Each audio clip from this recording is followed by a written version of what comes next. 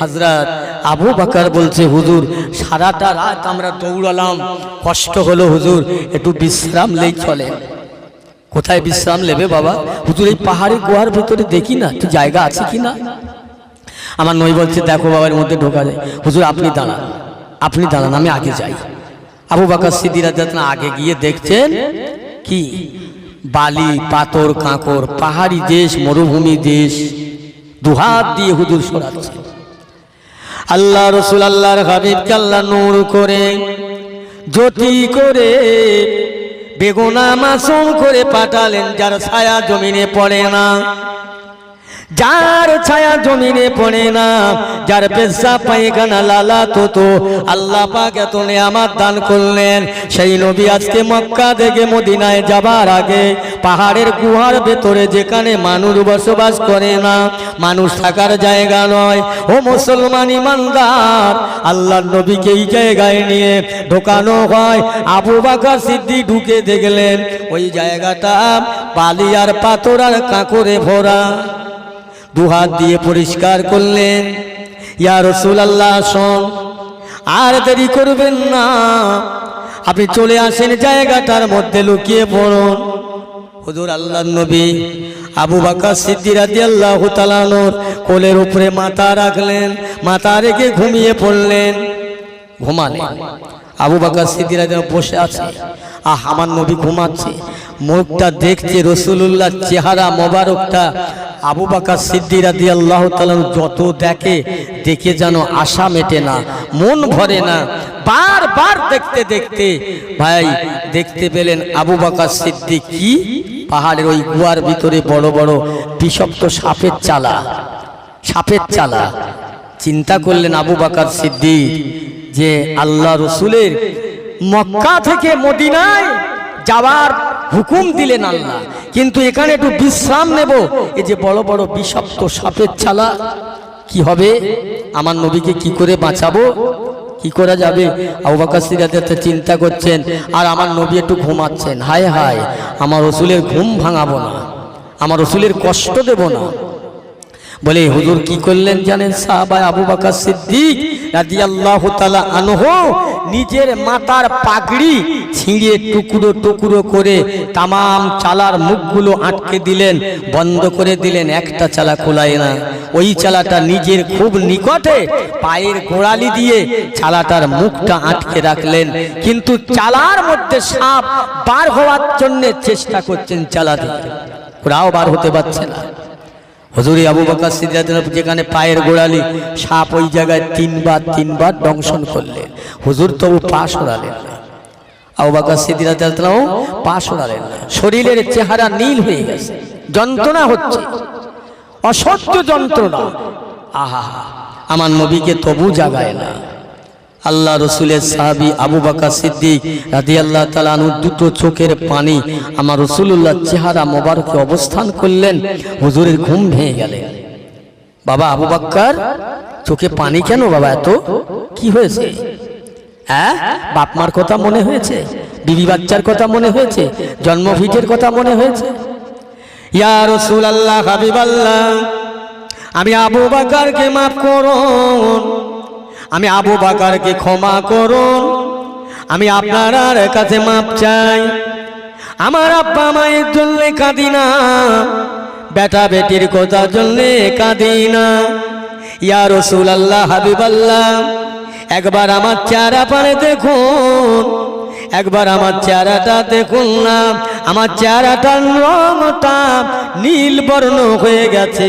ইয়া রাসূলুল্লাহ, হাবিবাল্লাহ, এই জন্যে আমি আবু বকর আমি এখানে বসে দেখতে পেলাম তামাম চালা সবের চালা। ইয়া রাসূলুল্লাহ, ইয়া হাবিবাল্লাহ, ওই চালাগুলো বন্ধ করবার জন্য আমি আবু বকরের মাথার পাগড়িটা ছিঁড়ে ছিঁড়ে টুকরো টুকরো করে করে আমি সমস্ত চালা বন্ধ করলাম, একটা চালা কুলায় না। ইয়া রাসূলুল্লাহ, ওই চালার বুড়ালিটা আমার পা দিয়ে চাপা রাখলাম, সাপ এসে আমার পায় তিনবার করে দংশন করলেন। ইয়া রাসূলুল্লাহ, হাবিবাল্লাহ, আমার চেহারা নীলবর্ণ হয়ে গেল। বাবা আবু বকর, প্রথম যখন সাপটা তোমাকে দংশন করলো, কামড়ালো, তখন জাগালেন না কেন? ইয়া রাসূলুল্লাহ, হাবিবাল্লাহ, আমি আবু বকর মরে গেলে আমার মতো আবু বকর হাজার হাজার তৈরি হবে, আপনার যদি ক্ষতি হয় আমি কি জবাব দেব? ইয়া রাসূলুল্লাহ, হাবিবাল্লাহ, আমি আবু বকর মরতে রাজি আছি, আপনার কষ্ট হতে দেব না। আপনি তামাম রাতটা ধরে কখনো খেটেছেন, কখনো দৌড়েছেন, কখনো পাথর লেগেছে, পায়ে কেটে গেছে, কষ্ট হয়েছে। ইয়া রাসূলুল্লাহ, আপনি আরাম করে ঘুমাবেন, আমি ঘুমটার ক্ষতি করতে রাজি নয়। এই জন্যে আমি আপনাকে ডাকিনি, আমি আপনাকে জাগাই নাই। আমার আপনার নবী, দয়ার নবী, বিশ্ব নবী হুজুর বললেন, বাবা আবু বকর পাটা সরিয়ে নাও, পাটা নাড়াও। দয়ার নবীর গালের লালা মোবারক ওই জায়গায় বসিয়ে দেওয়ার পরে আবু বকর সিদ্দিক রাদিয়াল্লাহু তাআলা বলেন, ইয়া রাসূলুল্লাহ, হাবিবাল্লাহ, আপনার গালের লালা দুধ মোবারকের ওসিলায় আমার সাপের সমস্ত বীজগুলো ঠান্ডা হয়ে যায়। জোরে বলেন না সুবহানাল্লাহ। হুজুর, আর কোনো কষ্ট নাই? কি গো, সাপে কামড়ালে হসপিটালে নিয়ে বলতে হবে কি সাপে কামড়েছে, তারপর তার চিকিৎসা। আমার নবী ওটাও জিজ্ঞাসা করলেন। যাক, ওর মধ্যে আমার নবী আছে, আবু বকর সিদ্দিক রাদিয়াল্লাহু আছে। এখন বেঈমান কাফের আবু জেহেলের দলেরা ওরাও বেরিয়ে পড়েছে মদিনার পথে। বেরিয়ে যে জায়গাটা আমার নবী আছে ওই জায়গায় গিয়ে সব কাতারে কাতারে আল্লাহর নবী আবু বকর সিদ্দিক রাদিয়াল্লাহু তাআলা নবীকে বলছে, হুজুর, ওই দেখো সেই মক্কার কাফেররা আমাদের পিছনে, ওই দেখো বাইরে অনেক মানুষ, ওরা, আমরা মাত্র দুজন। এই আবু বকর, আমরা দুজন নয়, আমরা দুজন নয়, আমরা তিনজন। আমি রাসূলুল্লাহ, তুমি আবু বকর, আর সাথে আমার আল্লাহ। জোরে বলুন সুবহানাল্লাহ। আমরা দুজন নয়, আমরা তিনজন আছি, চিন্তা নেই, চিন্তা করো না। রাসূল সাহস দিলেন। ওরা সব ঘুরছে, কোথায় গেল মোহাম্মদ, এখান থেকে কোথায় গেল? এক জায়গায় গিয়ে দেখছে না কবুতরে ডিম পেড়ে তা দিচ্ছে। একজন বলছে এখানটায় দেখো তো পায়রায় ডিম পেড়ে তা দিচ্ছে, আর একজন বলছে বেহায়া কম বক্তা, এখানে যদি একটা মানুষ থাকবে তাহলে কবুতরে ডিম পেড়ে তা দেয়। আর এক জায়গায় গিয়ে দেখছে এই জায়গাটা দেখো তো ইঁদুরের বাসা, ইঁদুর আছে, বলে এখানে যদি মানুষ থাকবে ইঁদুর কি থাকতে পারে? এই করে করে আমার একটা জায়গায় গিয়ে বলছে এখানটাতে দেখো এই মাকড়সার জাল বেঁধে ঘিরি আছে, ইরির নিচে মনে হয়। আর একজন পিছন দিয়ে গিয়ে মারল এক থাপ্পড়, বেয়াদব, এখানে যদি মানুষ থাকে, মাকড়সার জাল বেঁধে থাকে, ও তো ছিন্ন ভিন্ন হবে। যে জায়গাটায় আমার নবী আছে, মাকড়সার কি দয়া হলো, জাল বেঁধে রেখে দিল, আমার রাসূল কি আর তারা দেখতে দিল না? জোরে বলেন না সুবহানাল্লাহ। তাহলে নবী কি শুধু এই ঘটকপুকুর বিলধারীর মানুষ ছিল? তাম পৃথিবীর যত যা কিছু আছে সব আমার নবীরে চেনে, সব নবীরে ভালোবাসে। সবার নবী, গাছের নবী, মাছের নবী, দরিয়ার নবী, পাহাড় পর্বত, এক কথায় 18,000 মাখলুকাতের নবী। বলুন না সুবহানাল্লাহ। তাহলে সবাই চিনল, সবাই ভালোবাসলো, বেঈমান আবু জেহেল চিনতে পারলো না। আজকের নবিয়ানা মজলিস, এটা আপনারা জানেন, এই নবিয়ানা মজলিসটা কত কষ্ট হয়েছে পর্যন্ত আনতে। আমার রাসূলুল্লাহ তায়েবের জমিনে মার খেলেন, ওহুদের যুদ্ধে দান মোবারক শহীদ হলো। কাফের বেঈমানেরা, ইহুদিরা আমার রাসূলুল্লাহর নূরের চেহারা মোবারকে নোংরা উটের পচা নাড়ি ভুঁড়ি চাপা দিল। কেন? ইসলামকে শেষ করার জন্য, ইমানকে শেষ করার জন্য, মুসলমানদের শেষ করার জন্য। আবু জেহেলের চুক্তি ছিল আলাদা, যে মোহাম্মদকে মেরে দিলে ইসলাম জিন্দা আর হবে না, শেষ হয়ে যাবে। আল্লাহ বলছে আমি আমার নবীকে পাঠিয়েছি, আমার নবীকে দেখার দায়িত্ব, সম্মান করার দায়িত্ব, ইজ্জতের দায়িত্ব আমি আল্লাহ। তোরা পারিস না, পারবি না, আমার রাসূলের বিরোধিতা করে কখনো পারবি না। ভাইয়েরা আমার, সেই রাসূলে পাক সাল্লাল্লাহু আলাইহি ওয়াসাল্লাম 1 তারিখে আল্লাহর নবী আম্মাজান আয়েশার ঘরে তামাম রাত কাটালেন। সকাল হয়ে গেল, ফজরের নামাজ হয়ে গেল। আম্মাজান আয়েশা রসুল্লাহ যে নামাজের মশাল্লায় তামাম রাত নামাজ পড়েছে, রসুল ছিলেন বেগুনা মাসুম নিষ্পাপী, তারপরেও আমার নবী সারা রাত ধরে আল্লাহর ইবাদত করতেন। আম্মা জানারা জিজ্ঞাসা করতেন, ইয়া রসুল আল্লাহ, হাবিব আল্লাহ, আপনি কি আল্লাহ পাক বেগুনা মাসুম নিষ্পাপী করেছে, এত কান্না কাঁদেন কেন, এত কান্দার কি দরকার আছে? আল্লাহ রসুল বলেছিলেন, আয়েশা, আমি এই জন্যই তো কাঁদি যে আল্লাহ পাক আমাকে তার বন্ধু হিসাবে কবুল করেছে। আর একটা দিনে কাঁদি, সেটা হলো আমার আখিরি জামানার শেষ জামানার উম্মতে মোহাম্মদের জন্যে। সেটা বড় কঠিন জামানা হবে, ইমান কেনা বেচার জামানা হবে, ইমান চুরির জামানা হবে, সকালবেলা ইমানদার হবে, সন্ধ্যাবেলা বেঈমান হবে। এই জামানার মানুষের জন্যে আমি রসুলুল্লাহ কাঁদি, যাতে আমার উম্মতেরা নাজাত পায়। বলুন সুবহানাল্লাহ। বুঝলেন? আল্লাহ রসুল কাঁদতেন, আমার উম্মতের কি হবে, আমার উম্মতের কি হবে। আল্লাহ রসুল এই নামাজ পড়তে গেলেন ফজরের। আম্মাজান আয়েশা হুজুরের নামাজের মশাল্লাটা উঁচু করে তুললেন, টপ টপ টপ টপ করে পানি ঝরছে। কি ব্যাপার, এত পানি ঝরে কেন? আকাশে তো মেঘ ছিল না, ঘর তো ভাঙা ছিল না, হুজুর যে নামাজের মশাল্লায় নামাজ পড়লেন, এই পাটিটা ভিজে কেন? যাক, আমার রসুল ঘরে আসো, জানবো। আল্লাহ রসুল ঘরে আসলেন। আম্মাজান আয়েশাকে জানতে চাই, ইয়া রসুল আল্লাহ, হাবিব আল্লাহ, আপনি সারা রাত ধরে যে নামাজের মশাল্লায় নামাজ পড়লেন, ইবাদত করলেন, ওই নামাজের মশাল্লাটা তো ভিজে কেন ইয়া রসুল আল্লাহ? আমি আয়েশা একটু জানতে চাই। আয়েশা, ওই নামাজের পাটি, নামাজের মশাল্লা ভিজে কেন জানতে চেয়ে আমি রসুল্লাহ, আমাকে আবার কাঁদাতে চাও? জি না ইয়া রাসূলুল্লাহ, মাফ করবেন আমাকে, বলুন না একটু। আল্লাহ রাসূলুল্লাহর হাবিব বলেন, ও আমার আয়েশা, এই নামাজের পাটিটা দুনিয়ার পানিতে, সাগরের পানিতে নয়, দরিয়ার পানিতে নয়, খাল বিলের পানিতে নয়। ও বিবি আয়েশা, আমার এই নামাজের মশাল্লাটা ভিজে একমাত্র আমার গুনাহগার উম্মতের জন্য। আমি রাসূলুল্লাহ এত কান্না কাঁদলাম, এত কান্না কাঁদলাম, রোনাজারি করলাম।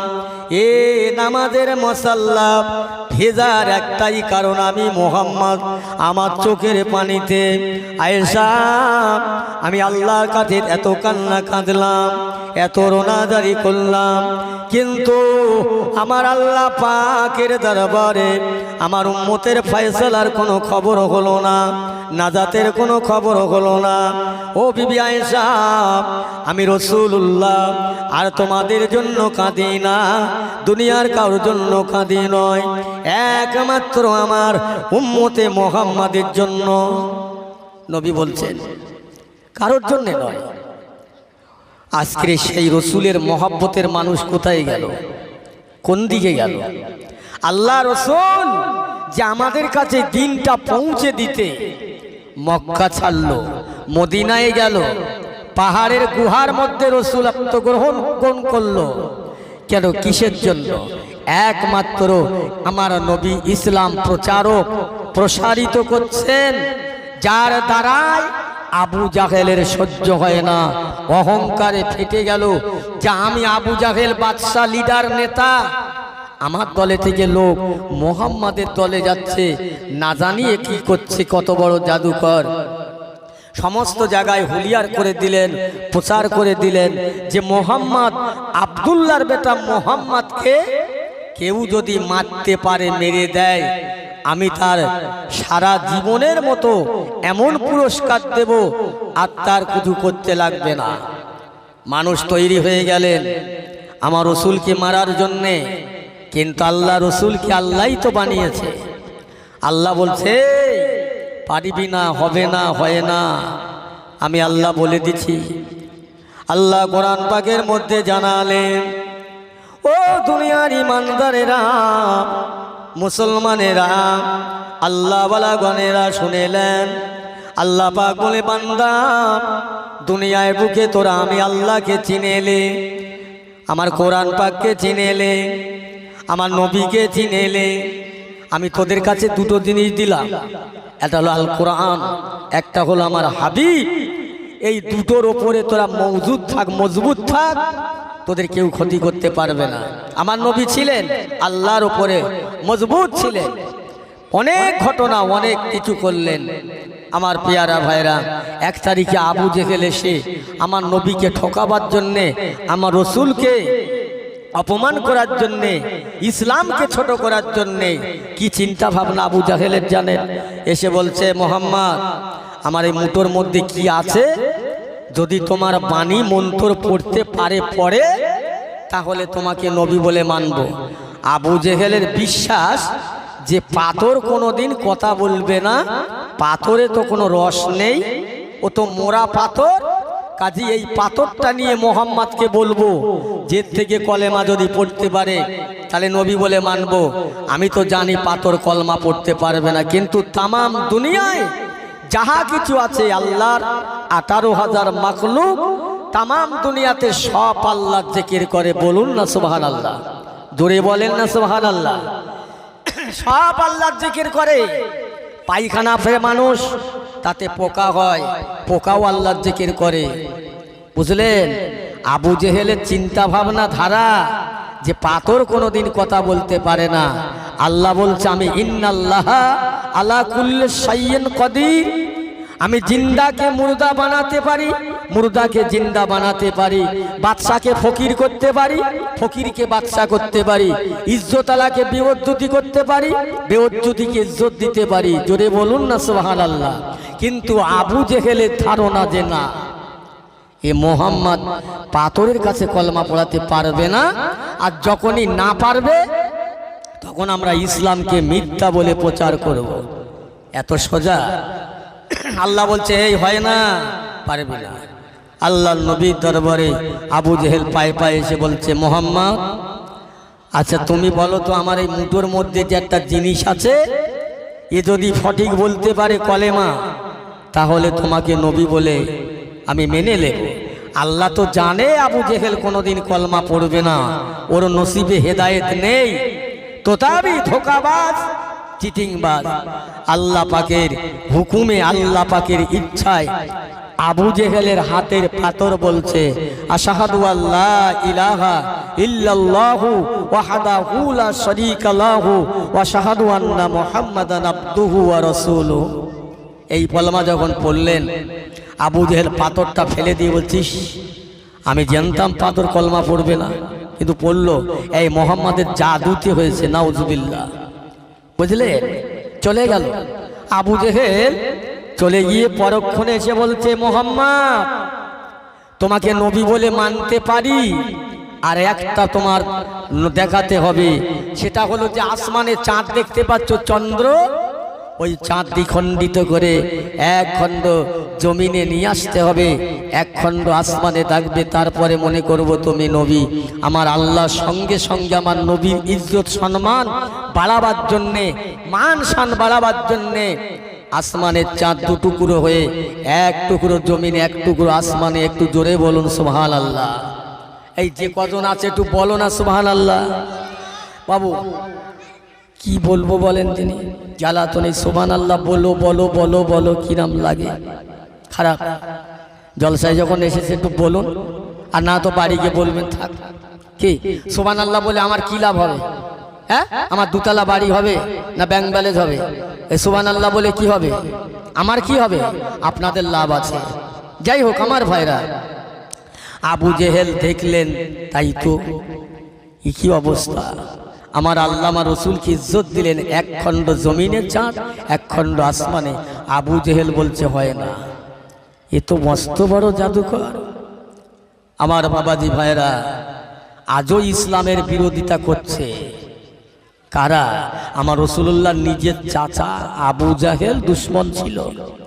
আজকের ইসলামকে শেষ করবে ইসলামকে মাননেওয়ালা যারা, এই টুপিওয়ালা যারা, দাড়িওয়ালা যারা, এরা মুনাফিক সেজে ইসলামটাকে শেষ করার জন্যে আলাদা চিন্তা ভাবনা। দুনিয়ার দিকে চেয়ে দেখুন, দুনিয়ার অবস্থার দিকে চেয়ে দেখুন। আজকে মুসলমানের মধ্যে হানাহানি, মারামারি, কাটাকাটি, রাহাজানি। যে মুসলমানের জন্য আমার নবী দিন রাত কেঁদেছে, মক্কা ছেড়ে মদিনায় গেল, ওহুদের যুদ্ধে দান দান শহীদ হলো, তায়েবের জমিনে মার খেলো, সারা দেহ রক্তে রঞ্জিত হলো, তবু নবী কোনোদিন প্রতিশোধ নেয় নাই। অতএব সেই নবীর উম্মত আমরা চাই না ইসলামটাকে ভালোবাসতে। কেবলমাত্র লোকে ভালো বলবে, সম্মান করবে, লোকে ইজ্জত দেবে, এই জন্যে করে কিছুটা মানার মতো মানো। আল্লাহ এই জন্যে বললেন বিসমিল্লাহির রহমানির রহিম, ওয়ালা তাহিনু ওয়ালা তাহজানু ওয়া আনতুমুল আ'লাউনা। কোরআন শরীফের কথা। বান্দা তোরা অন্য দিকে যাবি না, আমি আল্লাহর দিকে চলে আয়। দুনিয়ার কোনো রং দেখবি না, দুনিয়ার কোনো কালার দেখবি না, চাকচিক্য বৈভব দেখবি না। বান্দা তোরা আমি আল্লাহ বলছি, ইন কুনতুম মুমিনিন, তোরা পরিপূর্ণ মুসলমান হ, 1 নম্বর মুসলমান হ। আমি আল্লাহ কথা দিলাম, 1 নম্বর মুসলমান যারা হবে আমি আল্লাহ দুনিয়ায় তাদের বাঁচিয়ে নেব, কাল ময়দানে মাহশরে কিয়ামতে বাঁচাবো, জাহান্নাম থেকে বাঁচিয়ে দেব। জোরে বলুন সুবহানাল্লাহ। আল্লাহ নিজে ওয়াদা করেছে, আল্লাহ নিজে ওয়াদা করেছে মুসলমানের কোনো ক্ষতি হবে না। আজকে সেই মুসলমান আমাদের যেখানে থাকার দরকার, থাকার কথা, আমার সেখান নেই।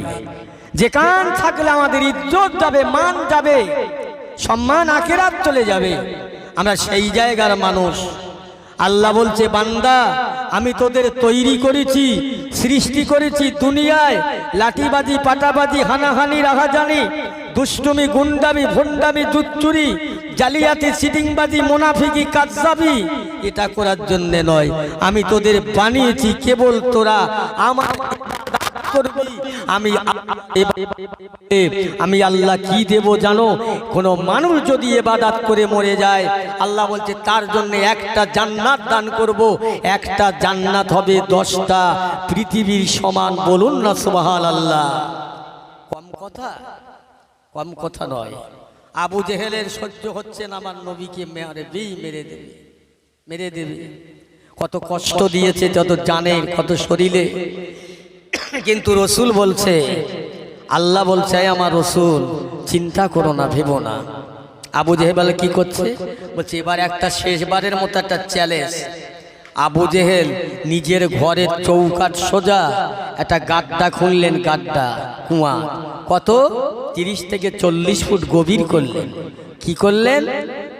তার ভিতরে বিষাক্ত কাঁটা ফেলে দিলেন, দিয়ে উপরে একটা বিছন চাপা দিয়ে আর রেখে দিয়ে, আর আবু জেহেল খুব তো চালাক, অন্য লোক দিয়ে বলছে আমার ভাইপো মোহাম্মদকে বলবে তো যে এক্ষুনি যাও, যে তোমার চাচা দুনিয়া থেকে চলে যাবে, শেষ সময় দেখা করতে বলেছে, মনে হয় ঈমান আনবে।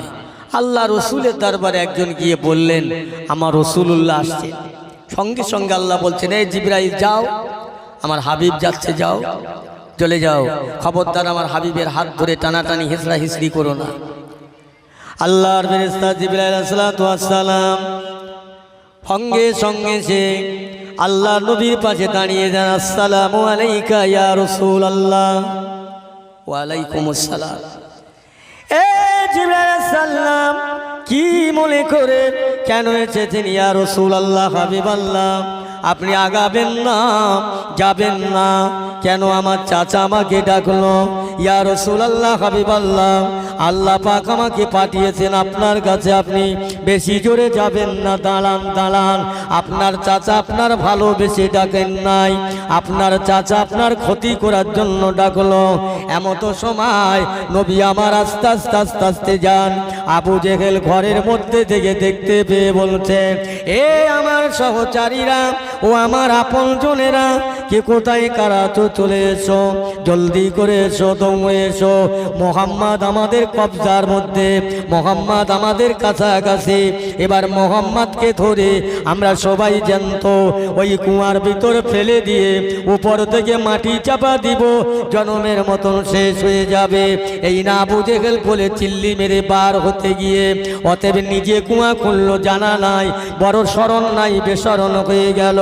নিজে লাফতে গিয়ে ফাঁকায় আসতে গিয়ে ওই জায়গায় যেই না পা দিলেন, বিছানার সমেত মাটির নিচে গাড্ডার মধ্যে পড়ে গেলেন। একবার জোরে বলা যাবে না সুবহানাল্লাহ? আবু জেহেল পড়ে গেলে তো কি হবে?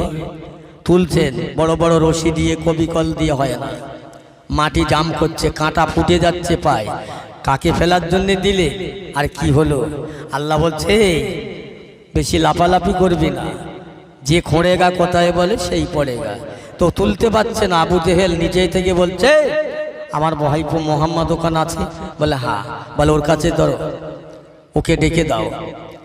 আমার দয়াল নবী গিয়ে বলিয়া চাচা যান, ও চাচা, সারা জীবন তুমি আমাকে জাদুকর বললে, অপমান করলে, বেইজ্জতি করলে, আমার দুঃখ নাই, ব্যথা নাই।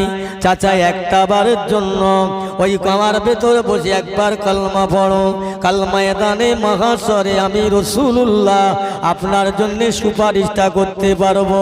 আল্লাহর নবী বিজ্ঞতা বলার জন্য আবু জেহেল বলছে মোহাম্মদ তুমি নাকি বড় মায়ার মানুষ, দয়ার মানুষ, তোমার নাকি দয়া আছে, মায়া আছে, অতএব তুমি আমাকে গাড্ডার মধ্যে পড়ে কষ্ট পাচ্ছি, এখানে কলমা পড়াবার জন্য চেষ্টা করছো। বাবা আগে আমাকে ডাঙায় তোলো, উপরে তোলো, দেখবো কলমা পড়া যায় কিনা।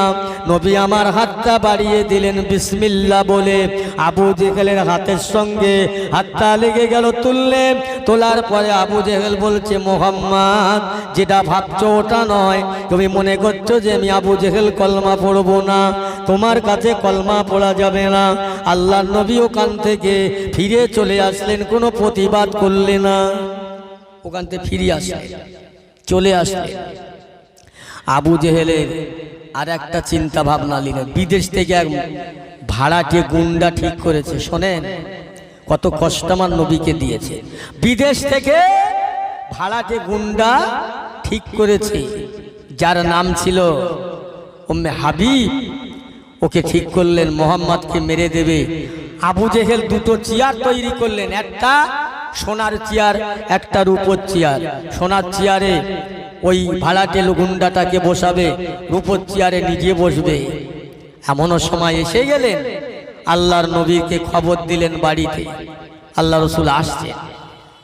আর যে লোকটা ভাড়াটে গুন্ডা এসেছে, আমার রসুলকে দেখে যে চেয়ারে বসছিল ওই চেয়ারটা ছেড়ে দাঁড়িয়ে গেলেন।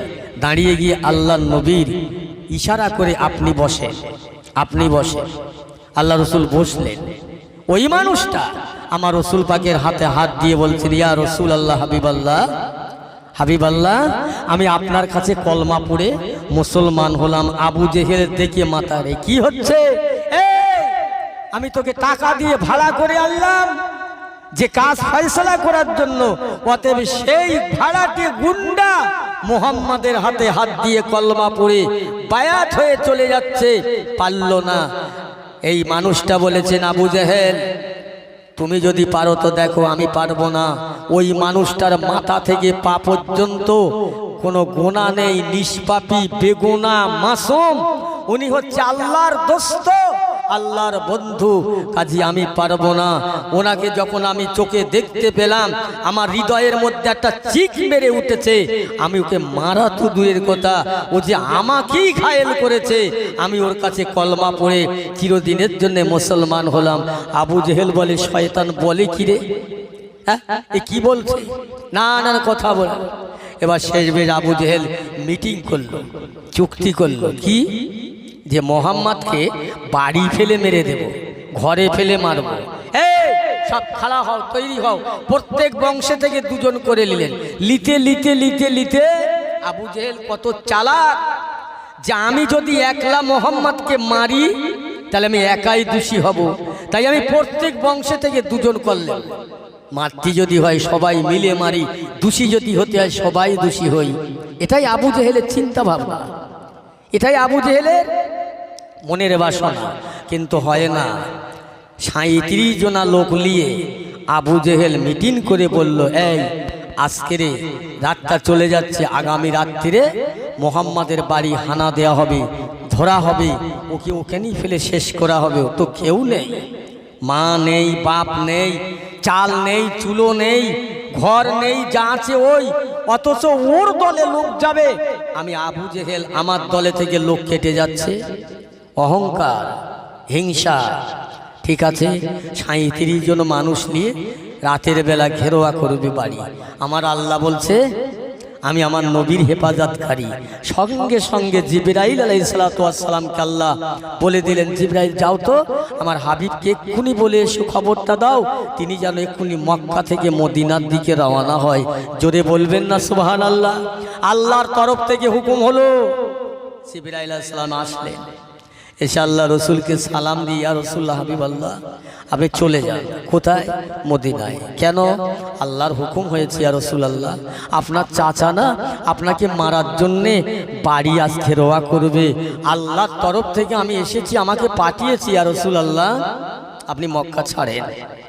আহা, নবী আমার মক্কা ছেড়ে চলে যাবে, অপরাধটা কি? ইসলামের দাওয়াত দিচ্ছে। আবু জেহেলের দল কেটে যাচ্ছে। দল বজায় রাখবে, নেতা বজায় রাখবে, বাদশা বজায় রাখবে, মোহাম্মদকে মেরে দিয়ে। আল্লাহ বলছে হয় না, হতে পারে না। শুধু তাই নয়, আল্লাহ নবীর কত ইজ্জত আল্লাহ বাড়িয়ে দিলেন। আমার পেয়ারা ভাইরা মুসলমান আল্লাহ ওয়ালা গনেরা, ভালো করে শুনুন। বেঈমান আবু জেহেল 37 জন মানুষকে খাড়া করলেন রাতের বেলায়, রাতের গভীরে। 37 জন মানুষ নিয়ে আমার রাসূলুল্লাহর বাড়ি ঘেরোয়া করবে। আল্লাহ নবী মুহাম্মদ হযরতে আলী রাদিয়াল্লাহু তাআলাকে ডাকলেন, ও বাবা আলী শোনো, আমি মক্কা ছেড়ে মদিনায় যাব। কেন বাবা? মক্কার মানুষেরা আমার পিছনে খুব লেগেছে, আল্লাহর হুকুম হয়েছে আমার চলে যেতে হবে। শোনো বাবা, এই মক্কার কতগুলো মানুষ না আমার কাছে অনেক টাকা পয়সার জিম্মা রেখেছে, অথচ তারা আমাকে নবী বলে মানেনি, তবে তারা আমাকে বিশ্বাস করে, সত্যবাদী বলে, আলা আমিন বলে। ওদের টাকা পয়সায় আমানত রেখেছে, মসজিদ রেখেছে। বাবা এই টাকাগুলো আমি তোমার কাছে দিয়ে যাচ্ছি, তবিল দিয়ে যাচ্ছি, খাতা যার যেমন আছে তাকে দিয়ে দিও। আমানতের মাল খিয়ানত করো না, মসজিদের মাল অবহরণ করো। এটা নবীর ভাষা, নবীর কথা। আল্লাহ রাসূল বলছে এই খাতা দিয়ে গেলাম, তবিল দিয়ে গেলাম, বাবা যার যেমন টাকা তাকে দিয়ে দিও। ইয়া রাসূলুল্লাহ, হাবিবাল্লাহ আপনি মক্কায় চলে যাবেন, আমি আলী একা থাকবো আপনাকে ছেড়ে। ইয়া রাসূলুল্লাহ, হাবিবাল্লাহ আমি আলী বলছি আপনার কাছে, আপনার গায়ে চাদর মোবারকটা আমাকে দেন। ও বাবা আলী, চাদরটা যদি তুমি নাও, চাদরটা মুড়ি দিয়ে শুয়ে থাকবে। বেঈমান আবু জেহেলের দলেরা যদি মনে করে সেই সে মোহাম্মদ, বাবা তোমাকে ওরা কতল করবে, শহীদ করবে। ইয়া রাসূলুল্লাহ, হাবিবাল্লাহ ওরা যদি আমাকে শহীদ করে দেয়, ওরা যদি আমাকে মেরে দেয়, কাল ময়দানে মাহশরে আল্লাহ তাআলার দরবারে বলতে পারবো, আল্লাহ পাক আমি আলী কিছুই করতে পারলাম না, আপনার হাবিবের জন্য, আপনার নবীর জন্য আমি শাহাদাত বরণ করলাম। আল্লাহর একটাবার আমি আলীকে দুনিয়ায় পাঠান, আমি রাসূলুল্লাহর জন্য আরেকবার শহীদ হয়ে যাব। হুজুর দিয়ে যান। চাদরটা দিয়ে হুজুর চলে যাচ্ছে। আল্লাহ জিবরাইল এসে বলছেন, ইয়া রাসূলুল্লাহ, হাবিবাল্লাহ আপনার কাছে আর একটা কথা বলি, আপনি যখন মক্কার দিকে রওনা হবেন বাড়ি ঘর ছেড়ে, মক্কার একগুলো বালি নিয়ে ওই বালিগুলো হাতে করে আল্লাহর কালাম সূরা ইয়াসিন শরীফ পাঠ করে ওই ধুলোগুলো কাফের বেঈমানের দিকে ছড়িয়ে দেবে, আর ওদের চোখের কোণায় পৌঁছে দেবার দায়িত্ব আল্লাহ। ইয়া রাসূলুল্লাহ, হাবিবাল্লাহ আপনার কাজ হবে ধুলোগুলো ছড়িয়ে দেওয়া, আল্লাহর কাজ হবে ধুলোগুলো ওই বেঈমানদের চোখের কোণায় পৌঁছে দেওয়া। ওরা চোখলে যার যেই চোখ নিয়ে জান নিয়ে ব্যস্ত থাকবে, দৌড়াতে থাকবে, আপনি ওদের মাঝখান দিয়ে পার হয়ে যাবে, ওরা আপনাকে দেখতে পাবে না। জোরে বলুন সুবহানাল্লাহ। হুজুর করেন, একটু চলে যাবেন আপনি, ওরা দেখতে পাবে না। হযরত আলী রাদিয়াল্লাহু তাআলা আনহুর কাছে রুমাল গায়ের চাদরটা দিয়ে হুজুর কোথায় যাচ্ছেন? হযরত আবু বকরের ঘরে, রাসূলুল্লাহর প্রথম খলিফা, আহা সাহাবায়ে রাসূল। আল্লাহ রসুল গিয়ে হযরত আবু বকরের ঘরে একবার মাত্র ঠোকা দিলেন। আল্লাহর নবীকে আবু বকর বলছে, লব্বাইকা, হে আবু বকর, এই গভীর রাত্রে মক্কার মানুষ একটাও জেগে নেই, কোনো বাড়ি আলো বাতি জ্বলে না, সব নিঝুম নিস্তব্ধ। অতএব আমি তোমাকে একবার সাড়া দিলাম, আমার একবার সাড়া দেওয়ার পরে তুমি সাড়ার উত্তর দিয়েছো, তুমি কি ঘুমো না? তুমি কি আরাম করো না? ইয়া রাসূলুল্লাহ, হাবিবাল্লাহ, আমি আবু বকর ওই দিন থেকে ঘুমোই না যেদিন আপনি মক্কার বৈঠকে বসে বসে বলেছিলেন, বাবা আবু বকর, দিন আসছে সামনে, মনে হয় মক্কা ছেড়ে চলে যেতে হবে, অবস্থান করা যাবে না। ইয়া রাসূলুল্লাহ, ইয়া হাবিবাল্লাহ, আপনি যে কথা বলেন সত্য কথা বলেন, আপনার জবান সত্য জবান। ইয়া হাবিবাল্লাহ, আমি আবু বকর সেই দিন থেকে যেদিন আপনি কথাটা বলেছিলেন, ওই দিন থেকে আর আজ পর্যন্ত, আমি আজকের পর্যন্ত এই 6 মাস হয়ে গেল, কোনো দিনের জন্য রাতের বেলা বালিশে মাথাটা দিয়ে দেহটা বিছানায় রেখে আমি আবু বকর এক এক করে 6 মাস হয়ে গেল রাতের ঘুমটা আমি বাদ দিয়ে দিলাম। ইয়া রাসূলুল্লাহ,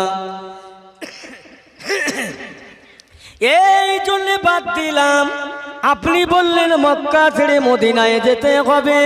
ইয়া রাসূলুল্লাহ, হাবিবাল্লাহ, আমি আবু বকর ওই দিন থেকে তামাম দিনটা কাজ কাম করে আমার বিবি বাচ্চা ছেলে মেয়ের আব্বা মায়ের জন্য রিজিকের সন্ধান করি, খাটাখাটনি করে। ইয়া রাসূলুল্লাহ, বাড়িতে এসে ঈশান নামাজটা পড়ে নেই, তাহাজ্জুদটা পড়ে নেই। এইভাবে আমি আবু বকর আমার মাথায় এই কাপড়ের পোটলাটা নিয়ে তামাম রাত আমি ঘরের দরজায় হেলাম দিয়ে কান লাগিয়ে দাঁড়িয়ে থাকি। ইয়া রাসূলুল্লাহ, আপনার কবে মক্কা ছেড়ে মদিনায় যাবার পালা হবে? আমি আবু বকর না জানি ঘুমিয়ে থাকবো, বেআদবি হবে, আপনার কষ্ট হবে। ইয়া রাসূলুল্লাহ, হাবিবাল্লাহ, এই না জেনে আমি আবু বকর 6 মাস হয়ে গেল কোনো দিনের জন্য বালিশে মাথা দিই না। ইয়া রাসূলুল্লাহ, হাবিবাল্লাহ, আজকে সেই মক্কা থেকে যাবার দিন বাবা আবু বকর, আর তুমি দেরি করো না বাবা, বিলম্ব করো না বাবা, চলে এসো। আবু জেহেল আমার বাড়ি হানা করলে, ঘেরোয়া করলে। ইয়া রাসূলুল্লাহ, ইয়া হাবিবাল্লাহ, চলে যাচ্ছি, চলে যাব বাবা। আবু বকর চলে যাবে, শোনো, একবার তোমার বিবি বাচ্চার কথা ভাবলে না, একবার আব্বা মার কথা ভাবলে না, জন্মভূমির কথা ভাবলে না। ইয়া রাসূলুল্লাহ, হাবিবাল্লাহ, আমার আব্বা মা বিবি বাচ্চা ছেলে মেয়ে আমার জন্মভূমির দায়িত্ব আল্লাহ রসুল, আমি ওসব দেখব না। ইয়া রাসূলুল্লাহ, আমার আব্বা মা ছেলে মেয়ে বিবি বাচ্চা আমি আল্লাহর পথে, আমি আল্লাহর কাছে জমা দিয়ে দিলাম। ইয়া রাসূলুল্লাহ, চলুন, দেরি করবেন না। বাবা আবু বকর, চলে তো যাব, আমার কাবা ছেড়ে যেতে মন চায় না বাবা। আমি একটু কাবাকে তোয়াব করব, কাবাকে খিদমত করব, কাবা শরীফকে একটু সেবা করব, কিন্তু আমার দেশের লোকেরা আমাকে থাকতে দিচ্ছে না। আমার নবী ঝরঝর করে কাঁদছে। কিসের জন্য চলে যাচ্ছে?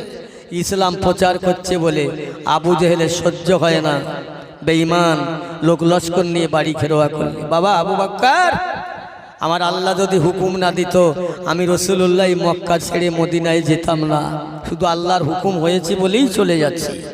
বাবা আমার যেতে মন চায় না। আমার আপনার নবী এক পা করে যায়, আবার একটু করে দাঁড়িয়ে পিছনের দিকে তাকান, ঝরঝর করে কাঁদতে লাগলেন, ওরে কাবা, রে কাবা, আমি তোকে একটু সেবা করব, তোয়াফ করব, কিন্তু আমার করতে দিচ্ছে না। আল্লাহর কাবা আমাকে কার হবে না।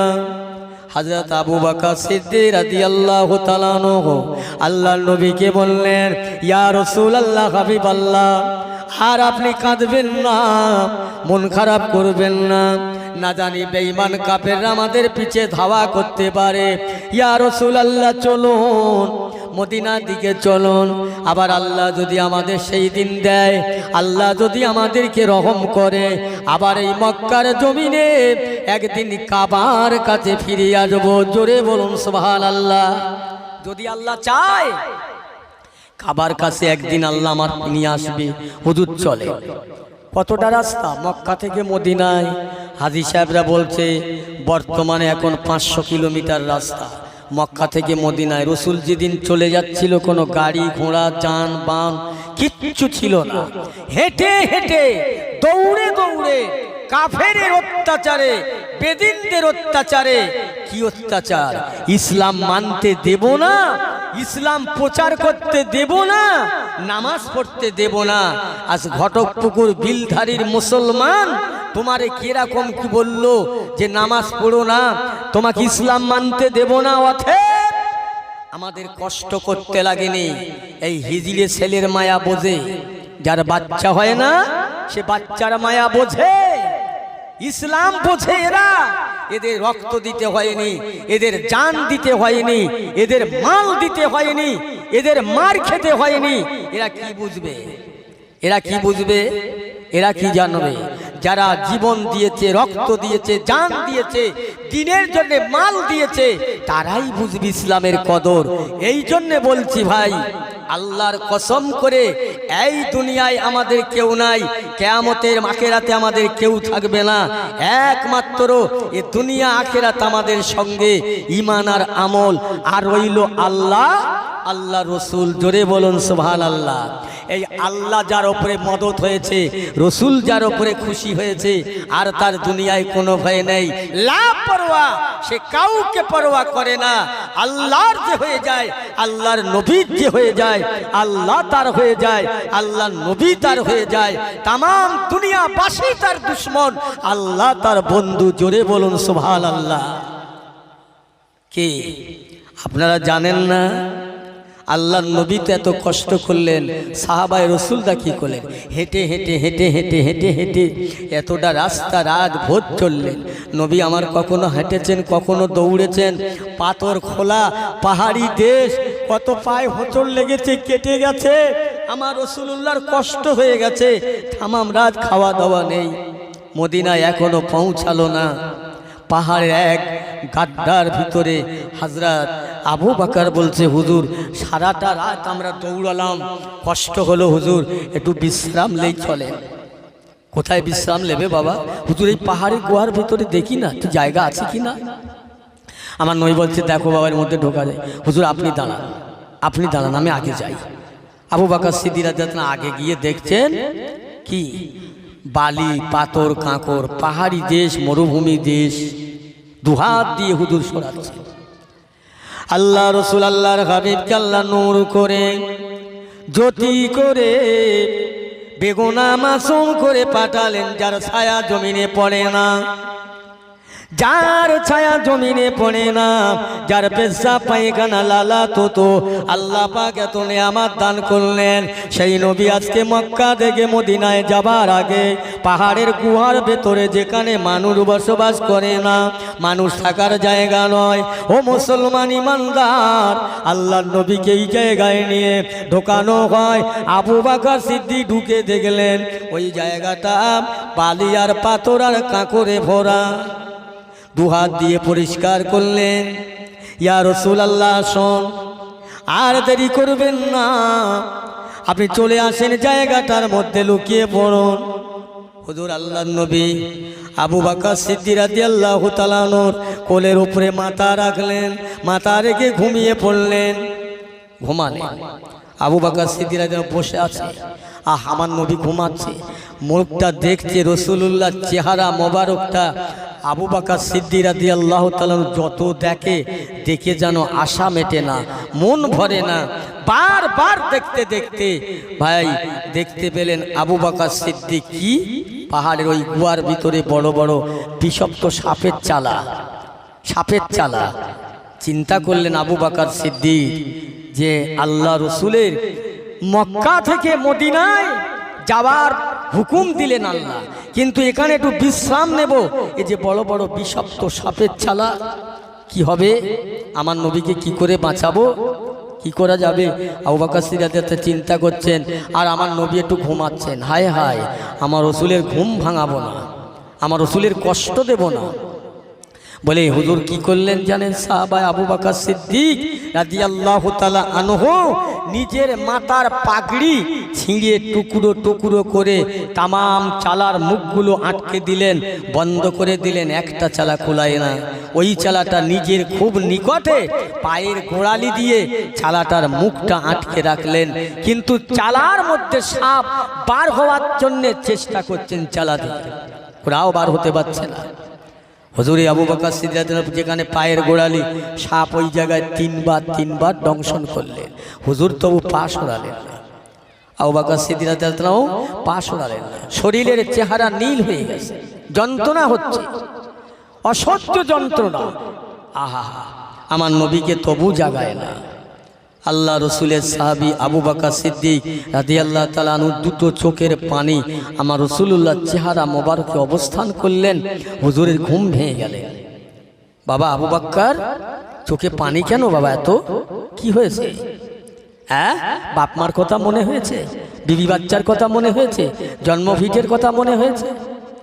ইয়া রাসূলুল্লাহ, হাবিবাল্লাহ, আমি আবু বকরকে মাফ করুন, আমি আবু বকরকে ক্ষমা করুন, আমি আপনার কাছে মাপ চাই।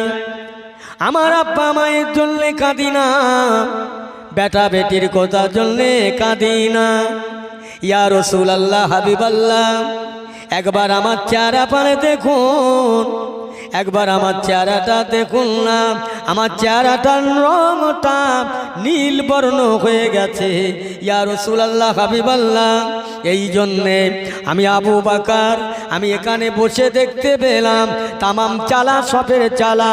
ইয়া রাসূলুল্লাহ, ইয়া হাবিবাল্লাহ, ওই চালাগুলো বন্ধ করবার জন্য আমি আবু বকরের মাথার পাগড়িটা ছিঁড়ে ছিঁড়ে টুকরো টুকরো করে আমি সমস্ত চালা বন্ধ করলাম, একটা চালা কুলায় না।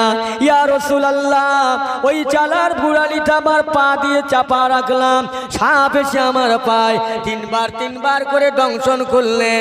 ইয়া রাসূলুল্লাহ, হাবিবাল্লাহ, আমার চেহারা নীলবর্ণ হয়ে গেল। বাবা আবু বকর, প্রথম যখন সাপটা তোমাকে দংশন করলো, কামড়ালো, তখন জাগালেন না কেন? ইয়া রাসূলুল্লাহ, হাবিবাল্লাহ, আমি আবু বকর মরে গেলে আমার মতো আবু বকর হাজার হাজার তৈরি হবে, আপনার যদি ক্ষতি হয় আমি কি জবাব দেব? ইয়া রাসূলুল্লাহ, হাবিবাল্লাহ, আমি আবু বকর মরতে রাজি আছি, আপনার কষ্ট হতে দেব না।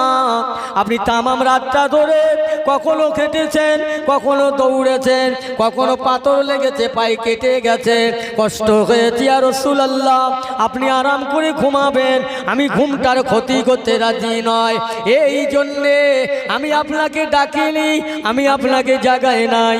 আমার আপনার নবী, দয়ার নবী, বিশ্ব নবী হুজুর বললেন, বাবা আবু বকর পাটা সরিয়ে লাও, পাটা নাড়াও। দয়ার নবীর গালের লালা মোবারক ওই জায়গায় বসিয়ে দেওয়ার পরে আবু বকর সিদ্দিক রাদিয়াল্লাহু তাআলা বলেন, ইয়া রাসূলুল্লাহ, হাবিবাল্লাহ, আপনার গালের লালা দুধ মোবারকের ওসিলায় আমার সাপের সমস্ত বীজগুলো ঠান্ডা হয়ে যায়। জোরে বলেন না সুবহানাল্লাহ। হুজুর আর কোনো কষ্ট নাই? কি গো, সাপে কামড়ালে হসপিটালে নিয়ে বলতে হবে কি সাপে কামড়েছে, তারপর তার চিকিৎসা। আমার নবী ওটাও জিজ্ঞাসা করলেন। যাক, ওর মধ্যে আমার নবী আছে, আবু বকর সিদ্দিক রাদিয়াল্লাহু আছে। এখন বেঈমান কাফের আবু জেহেলের দলেরা ওরাও বেরিয়ে পড়েছে মদিনার পথে। বেরিয়ে যে জায়গাটা আমার নবী আছে ওই জায়গায় গিয়ে সব কাতারে কাতারে আল্লাহর নবী আবু বকর সিদ্দিক রাদিয়াল্লাহু আনহু নবীকে বলছে, হুজুর ওই দেখো সেই মক্কার কাফেররা আমাদের পিছনে, এই দেখো বাইরে অনেক মানুষ, ওরা আমরা মাত্র দুজন। এই আবু বকর, আমরা দুজন নয়, আমরা দুজন নয়, আমরা তিনজন, আমি রসুলুল্লাহ, তুমি আবু বকর, আর সাথে আমার আল্লাহ। জোরে বলুন সুবহানাল্লাহ। আমরা দুজন নয়, আমরা তিনজন আছি, চিন্তা নেই, চিন্তা করো না। রসুল সাহস দিলেন। ওরা সব ঘুরছে, কোথায় গেল মোহাম্মদ, এখান থেকে কোথায় গেল। এক জায়গায় গিয়ে দেখছে না কবুতরে ডিম পেড়ে তা দিচ্ছে। একজন বলছে এখানটায় দেখো তো পায়রায় ডিম পেড়ে তা দিচ্ছে, আর একজন বলছে দেখ বেহায়া কমবক্তা, এখানে যদি একটা মানুষ থাকবে তাহলে কবুতরে ডিম পেড়ে তা দেয়।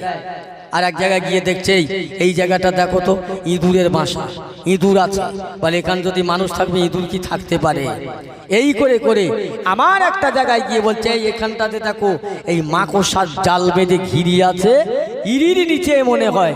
আর একজন পিছন দিয়ে গিয়ে মারল এক থাপ্পড়, বেয়াদব, এখানে যদি মানুষ থাকে, মাকড়সার জাল বেঁধে থাকে, ও তো ছিন্ন ভিন্ন হবে। যে জায়গাটায় আমার নবী আছে, মাকড়সার কি দয়া হলো, জাল বেঁধে রেখে দিল, আমার রসুল কি আর তারা দেখতে দিল না। জোরে বলেন না সুবহানাল্লাহ। তাহলে নবী কি শুধু এই ঘটকপুকুর বিলধারীর মানুষ ছিল? তাম পৃথিবীর যত যা কিছু আছে সব আমার নবীরে চেনে, সব নবীরে ভালোবাসে। সবার নবী, গাছের নবী, মাছের নবী, দরিয়ার নবী, পাহাড় পর্বত, এক কথায় 18,000 মখলুকাতের নবী। বলুন না সুবহানাল্লাহ। তাহলে সবাই চিনল, সবাই ভালোবাসলো, বেঈমান আবু জেহেল চিনতে পারল না। ওখান থেকে কাফেররা সব বেরিয়ে চলে আসলো, দেখি মোহাম্মদ কোথায় যেতে পারে, একদিন না একদিন আসতেই হবে। হযরত আবু বকর সিদ্দিক রাদিয়াল্লাহু আনহু বলছে হুজুর ওরা যে আমাদের ধরে ফেলে, বাবা আল্লাহ আমাদের সাথে আছে, আল্লাহ আমার হুকুম করেছে, আমি চলে এসেছি। আবার ওরা আল্লাহ কি ওদের হাতে আমার ধরিয়ে দেবেন? না আবু বকর চিন্তা করো না। মদিনা শরীফে খবর হয়ে গেল মোহাম্মদ মক্কা থেকে মদিনায় আসছেন। মদিনার ছোট ছোট বাচ্চারা, ছোট ছোট ছেলেরা, তারা পাহাড়ের উপরে উঠে আনন্দ করে খুশি করে তারা নাচ পড়তে থাকে। তারা এমন করে রসুলুল্লাহর নামে কি সুন্দর নায়েতে রসুল পড়তে আছে, তালা আল বদরু আলাইনা মিন সানিয়াতিল বিদায়ে ওয়াজাবাশ শুকরু আলাইনা মাদাহা লিল্লাহি দায়ে। এমনি করে পড়তে লাগলো। মদিনার মানুষেরা, মদিনার লোকেরা আমার রসুলকে পেয়ে যেন তারা আসমানের চাঁদ হাতে পেল। ও আমার ভাইজানেরা, আল্লাহর নবী যখন মদিনার দিকে রওনা হয়, মদিনার মানুষেরা এসে বলতে লাগলেন ইয়া রাসূলুল্লাহ, হাবিবাল্লাহ, আমার বাড়ি চলেন। আর একজন বলে না হুজুর আমার বাড়ি চলেন, এ বলে না হুজুর আমার বাড়ি চলেন। আমার নবী চিন্তা করলো আমি যার বাড়ি যাব সে খুশি হবে, যার বাড়ি না যাব সে বেজার হবে। আমি কাকে খুশি করব আর কাকে দুঃখ দেব? তাই আমার নবী খোদার বন্ধু সিদ্ধান্ত নিলেন, বিচার করলেন, ও মদিনাওয়ালারা, ও মদিনার মানুষেরা, এক কাজ করো বাবারা, একটা উট নিয়ে এসো, আমি রসুলুল্লাহ উটের পিঠে উঠবো, ওই উটটা গিয়ে যেখানে বসবে আমি রসুলুল্লাহ সেইখানে নামবো। একবার জোরে বলেন সুবহানাল্লাহ। রসুলের সিদ্ধান্ত, যাও উট আনলেন। আমার নবী উটের পিঠে উঠলেন, ঘুরে ঘুরে ঘুরে ঘুরে কোথায় গেলেন? হযরতে সাহাবী আনসারী রাদিয়াল্লাহু তাআলা আনহুর ঘরের কাছে উটটা বসলেন। যে ঘরটা আমার নবী থাকবে, এই ঘরটা মাটির ঘর, দুতলা। তার নবী কবে মদিনায় আসবে তার আগে সব ফয়সালা আমার নবী আল্লাহ করে দিলেন। এখানে নবী আসবে, এই ঘরে বসবে, এই ঘরে থাকবে, সব আল্লাহর ফয়সালা। মদিনার মেয়ে ছেলেরা, বেটা ছেলেরা সবাই ঝুড়ি নিয়ে, কাস্তে নিয়ে বাগানে থেকে ঘাস কালেকশন করলেন, কচি কচি ঘাস। ঘাস নিয়ে ঝোড়াই করে নিয়ে যে যার বাড়ির সামনে রাখলেন।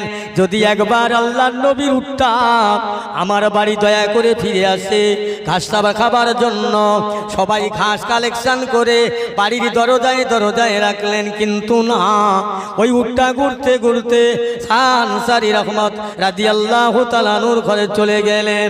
ও মুসলমান ইমানদার মদিনার মানুষেরা, আল্লাহর নবীকে পেয়ে যেন তারা আসমানের চাঁদ হাতে হাতে পেল, মদিনার লোকের এত ভালোবাসলো, এত মাহাব্বাত করলো। কয়েকটা বছর হয়ে গেল, আল্লাহর নবী কতকগুলো মানুষকে সঙ্গে করে নিয়ে, মদিনার সাহাবীদের নিয়ে মক্কার জমিনে একদিন আসতে লাগলো। এসে বললে, ও কাবা শরীফের মানুষেরা, ও মক্কার লোকেরা, ও কাবার মাতোয়াল্লিরা, একবার একটু কাবার চাবিটা দাও না। আমি রাসূলুল্লাহ এসেছি, আমার সঙ্গীরা এসেছে, একটু কাবাকে তোয়াফ করব, কাবা জিয়ারত করব। বলে, না না না, কাবার চাবি তোমার হাতে দেওয়া যাবে না। একজনের হাতে এই কাবার চাবি, যার নাম ছিল উসমান বিন তালহার। উসমান জিন নিরাওই, হযরত উসমান গনি রাদিয়াল্লাহু তাআলা আনহু, আর উসমান বিন তালহার আরেক। উসমান বিন তালহারের হাতে কাবা শরীফের চাবি দিলে না। আল্লাহর নবী এসে বলছে, উসমান বিন তালহার, বড় কষ্ট করে এসেছি মক্কায়, আবার ফিরে যাব মদিনায়, কাবার চাবিটা দাও না, কাবাটা তপ করব। মনে বড় আশা নিয়ে, ভরসা নিয়ে, বুক ভরা ভালোবাসা নিয়ে এসছি, একবার চাবিটা দাও। না না, চাবি দেওয়া যাবে না, অত সস্তা না, দেবেন না। না, যতই কাঁদা কাটা করো আর যাই করো, কাবার চাবি দেওয়া যাবে না। আল্লাহ নবী বড় দুঃখ পেয়ে, ব্যথা পেয়ে বলতে লাগলো, ও উসমান বিন তালহার, এই কাবার চাবি একদিন তোমাদের হাতে থাকবে না। তাহলে কোথায় যাবে? আমার নবীকে দিয়ে তাহলে চাবিটা কোথায় যাবে? আল্লাহ নবী বললেন, উসমান বিন তালহার, এই কাবার চাবি একদিন তুমি রাখতে পারবে না। আল্লাহ নবী আবার চলে গেলেন। মদিনাতে গিয়ে মক্কা থেকে আবু জেহেল বেঈমান ঘোষণা করে দিলে, মক্কা থেকে জিহাদ হবে, যুদ্ধ হবে, বদরের যুদ্ধ। বেঈমান আবু জেহেল চিন্তা ভাবনা নিলেন, এ মুহাম্মদ, মক্কার মানুষ যদি মদিনায় কেউ যায়, তাকে মক্কায় ফেরত দিতে হবে। অতএব মদিনার মানুষ যদি মক্কায় আসে, আমরা আর মদিনায় ফেরত দেব না। বিচার করলেন, আবু জেহেলের বিচার, মক্কার মানুষ যদি মদিনায় যায়, মক্কায় ফেরত দিতে হবে। অতএব মদিনার মানুষ যদি মক্কায় আসে, আমরা তাকে মদিনায় ফেরাবো না। একটা পক্ষ বিচার। কিরাম বিচার হলো? আল্লাহ নবী মদিনায় রইল, ঠিক আছে তাই হবে। আবু বকর সিদ্দিক রাদিয়াল্লাহু আনহু সঙ্গে রইল। মদিনা শরীফে সব আমার রাসূলুল্লাহর আহালিরা সব চলে গেলেন। বাবা, যেতে যেতে যেতে কিছুদিন হয়ে গেল, মসজিদে নবাবী শরীফ তৈরি হলো। খুব সংক্ষেপে বলছি, মসজিদে নবাবী শরীফ তৈরি হলো। হবার পরে সেখানে বহু মুসলমান, 5 ওয়াক্ত আজান হয়, নামাজ হয়। এক্ষুনি আমি হাজী সাহেবদের মুখে শুনলাম, এক্ষুনি বর্তমানে মসজিদে নবাবী শরীফে লক্ষ লক্ষ মানুষের জামাত হয়। কত বড় মসজিদ! যারা হজে গেছেন, হজ পাকে গিয়েছেন, তারা জানেন। তৈরি করলেন। আবু জেহেল ঘোষণা করলো, মুহাম্মদ, তুমি মক্কায় চলে যেতে পারো, তবে তোমাকে ছাড় নেই, এসো যুদ্ধ করো আমাদের সাথে। তো যুদ্ধ করবে কি? আমার রাসূলুল্লাহ সঙ্গী সাথীরা মাত্র 313 জন মুসলমান, আর আবু জেহেলের সংখ্যা হলো 3000-এর অধিক বেশি। 3000-এর অধিক বেশি। ভালো করে শোনেন, এই 3000 সৈন্যের সঙ্গে 313 জন মুসলমান মোকাবেলা হবে। বেঈমান আবু জেহেলের সঙ্গে এদেরকে মোকাবেলা হবে। সব প্রস্তুত হচ্ছেন, রেডি হচ্ছে। ওদের সব সুন্দর সুন্দর যুদ্ধের সুসজ্জিতভাবে খেটে খেয়ে ভালো ভালো অস্ত্র শস্ত্র, যুদ্ধের পোশাক তৈরি হয়ে গেছে। আল্লাহ নবী বললেন, বাবা, তোমরা যুদ্ধের সেনাপতি নিয়োজিত হও। প্রথম সেনাপতি করলেন আল্লাহ রসুল একজন, কাকে?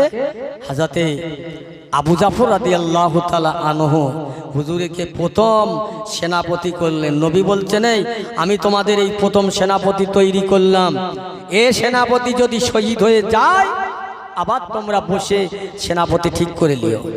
বাবা, যাও, যুদ্ধে যাবার জন্য বাড়ি থেকে সব সামানপত্র নিয়ে চলে এসো। হযরত আবু জাফর রাদিয়াল্লাহু তাআলা আনহু ঘরে গেলেন, বাড়ি গেলেন, বিবির কাছে গিয়ে বলছে, বিবি সাহেবা, জিহাদের সামানপত্র আমার ঘাড়ে তুলে দাও। আল্লাহর নবী এখনই যুদ্ধে যাওয়ার অনুমতি দিয়েছে, আর থাকা যাবে না। হুজুর, আপনি যুদ্ধে যাবেন, একটু শোনেন একটা কথা, একটু ঘরে চলেন, আমি আপনাকে দেখেলেই জীবনের মতো, কাল হাসরের মাঠে যদি আপনার সঙ্গে দেখা হয়, বিবি ঘরের মধ্যে গেলে না জানি হয়তো তোমার প্রেমে মহব্বতে ভুলে যাব আল্লাহর নবীর কথা, তাহলে বেয়াদবি হবে, বেয়াদবি করা হবে। বিবি না, যাব না, এখান থেকে তুমি আমার যদি ভালোবাসো, যদি আমাকে মহব্বত করো, আমি কথা দিচ্ছি কাল কিয়ামতের দিনে আমি যদি শহীদ হয়ে যাই, শহীদের মধ্যে খুঁজে দেখবে তুমি আমাকে পেয়ে যাবে। জোরে বলুন সুবহানাল্লাহ। আবু জাফর রাদিয়াল্লাহু তাআলা আনহু বললেন, দাও আমার জাহাজের সামানপত্র দাও। নিজের বিবি বলছে, হুজুর শোনেন, আল্লাহর হাবিব আল্লাহর নবী সাহাবী বললেন, ও নবী কি বলো? হুজুর একটু দাঁড়ান, আমি আপনার জন্য দাঁড়িয়ে দোয়া করব, আপনি একটু আমিন আমিন করেন। আবু জাফরের বিবি আল্লাহ তাআলা দরবারে দোয়া চান, এ রব্বি আল্লাহ, খালিক মালিক আল্লাহ, মাবুদ মাওলা, আমার স্বামী জিহাদে যাবে, যুদ্ধে যাবে, আল্লাহ পাক আপনার দিনকে বাঁচাবার জন্য, ইসলামকে বাঁচাবার জন্য আল্লাহ পাক আমার স্বামী যেন যুদ্ধে জয়ী হয়ে গাজীর বেশে আমার কাছে ফিরে আসে। এই না কথা যেই বললেন, নিজের বিবি নিজের স্বামী আবু জাফর পিছন দিক দিয়ে তলোয়ার মারলেন। বিবি হাতটা নামাও, দোয়া করো না। হুজুর আমি তো খারাপ দোয়া করিনি, হারাম দোয়া করে নাই। ও বিবি সাহেবা, তুমি যে দোয়া চাইছো আল্লাহর নবীর বিরুদ্ধে, ওই দোয়া আল্লাহর দরবারে কবুল হবে না। বিবি রে, আমি প্রথম সেনাপতি, আল্লাহর নবী বললেন আমি শহীদ হবার পরে আবার একটাকে পারবে, তারা সেনাপতি নিয়ে যুক্ত করবে। আল্লাহর নবী বললেন আমার শহীদের কথা, আর তুমি আমার ফিরে আসার কথা বলছো, উল্টো দোয়া করো না, এ দোয়া আল্লাহর দরবারে কবুল হবে না, আমার শহীদ হতে হবে। হযরতে আবু জাফরের বিবি বলছেন, হুজুর একটুখানি দাঁড়ান, আমার চিনতে হবে না, জনমের মতো একবার আপনার দুইটা নয়নের পুতলি, সোনার বাচ্চা সোনার মানিক একবার খুলে নেন।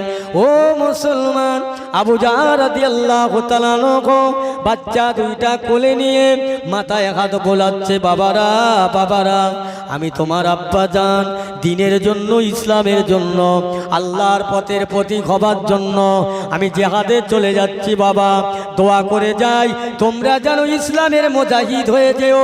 এই না কথা বলার জন্য এদিকে যুদ্ধের ডঙ্কা বেজে উঠল। আর আবু জাফর রাদিয়াল্লাহু তাআলা দেরি করলেন না, বিলম্ব করলেন না, ছুটে ছুটে দৌড়ে দৌড়ে জিহাদের সামানপত্র নিয়ে জিহাদের ময়দানে চলতে লাগলেন। জিহাদে এ মুসলমান ইমানদার, যেদিনে যুদ্ধ হবে তার আগের দিন রাতের বেলা বদরের ময়দানে বহু তাবু রইল। আল্লাহর নবী সাহাবীরা রাতের বাগে ঘুরতে লাগলেন। দেখি আবু জেহেলের সৈন্য সামন্তগুলো কি অবস্থা, তারা দেখতে লাগলেন। দেখতে দেখতে দেখতে পেলেন আবু জেহেলের সংখ্যা অধিক বেশি, তাদের ভালো সোনাপনা, ভালো তলোয়ার, যুদ্ধের সামানপত্র মজবুত, কিন্তু মুসলমানদের অত সামানপত্র নাই। ইয়া রাসূলুল্লাহ, হাবিবাল্লাহ, কালকে সকাল হবার পরে যুদ্ধ শুরু হবে। আমরা যা দেখলাম ইয়া হাবিবাল্লাহ, আবু জেহেলের সংখ্যা অনেক, প্রভু তো ওদের সামানপত্র অনেক, যুদ্ধের সরঞ্জাম অনেক, আমাদের খালি পেটে খাওয়া নাই, যুদ্ধের সরঞ্জাম তেমন ভালো নাই। ইয়া রাসূলুল্লাহ, আর আমাদের ফিরে বাড়ি যাওয়া হবে না, ওরা আমাদের শহীদি করে দেবে। আল্লাহর নবী দিন দুনিয়ার বাদশা, ওই দিন রাতের বেলা তাঁবুর মধ্যে একা দুটো হাত তুলে আল্লাহর দরবারে কাঁদতে লাগলেন, আল্লাহ পাক, আল্লাহ পাক, আল্লাহ তাআলা, কালকে সকাল হবে, যুদ্ধ শুরু হবে, কালকে যুদ্ধ শুরু হবে। দরুদ শরীফ আল্লাহুম্মা।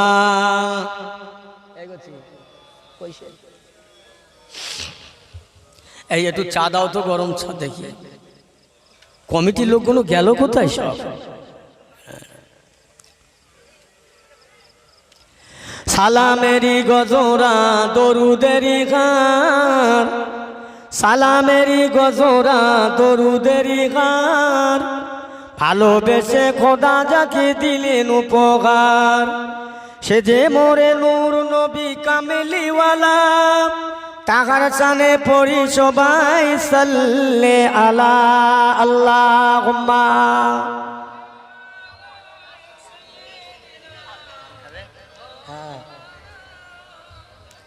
ওয়ালা আলে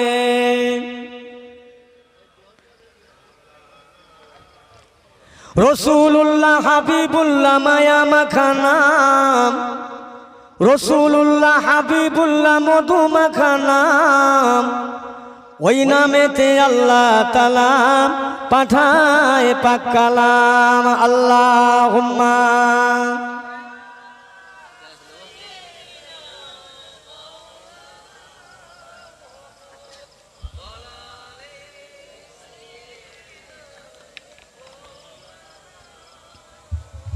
এ জগতে যার দিল ভাই নবীর প্রেমে কাঁদে না এ জগতে যার মন ভাই নবীর শানে কাঁদে না পরকালে রোজ হাসরে নবীর দিদার পাবে না আল্লাহুম্মা জোরে জোরে সাল্লাল্লাহু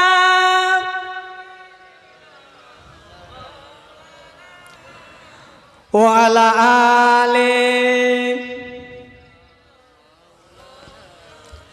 ভালো ওয়াজ করতে পারবো না আমি ভাই ভালো ওয়াজ করার শক্তি আমার নেই আমি একটু কালো ওয়াজ করি কথা বোঝেন তাহলে দিন ইসলামের কথা বলতে বলতে সাহাবা হুজুররা বলছে হুজুর কাল সকাল হলে আর আমাদের কেউ বাঁচাবে না আল্লাহ রসুল ওই দিন রাতের ভাগে তাঁবুর ভিতরে দুটো হাত উঁচু করে আল্লাহর কাছে কাঁদেন আল্লাহ কাল সকাল হলে বেঈমান আবু জেহেলের সঙ্গে মোকাবেলা হবে ইয়া আল্লাহ পাক আজকের আপনার পয়গম্বর মুহাম্মাদের সঙ্গে যে ৩১৩টা মুসলমান এসেছে এরা যদি শহীদ হয়ে যায় আর যদি না বাঁচে আল্লাহ এরা যদি সব মরে যায় আপনাকে আল্লাহ বলে ডাকার তো আর কেউ থাকবে না আল্লাহ আপনি মুসলমানের মদদ দেন মুসলমানের হেফাজত করেন আমার আল্লাহর দরবারে আল্লাহ নবী দোয়া করলেন ও ভাইজানেরা আল্লাহ রসুল বললে বাবারা বাবারা আমরা ৩১৩ জন সঙ্গে আমাদের আল্লাহ রয়েছে এই ৩১৪ জন একটু জোরে বলা যাবে না সুবহানাল্লাহ